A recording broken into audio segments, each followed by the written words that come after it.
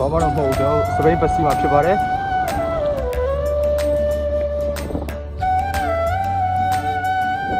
ဒီကနေ့တော့အစားရှိနေနေပဲဖြစ်ပါတယ်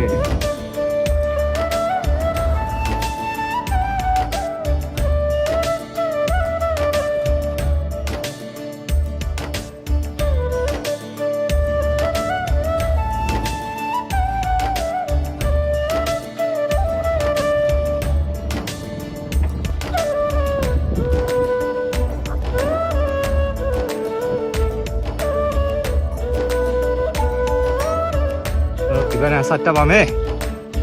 ဘယ်လိုရှုခင်းနေရတော့ကျွန်တော်တို့မြို့ကျင်ထွက်မှာပဲတွေ့နိုင်အောင်ပေါ့တောင်တန်းနေရရမ်းလှပါတယ်ဒီနေရာတော့ပါပါဗျာတောင်တန်းလေးပြင်းနေနေ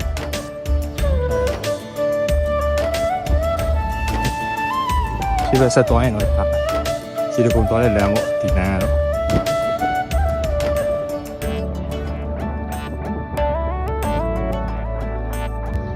ရှမ်းဖုန်းကြောင့်ပဲဖြစ်ပါတယ်ခင်ဗျာ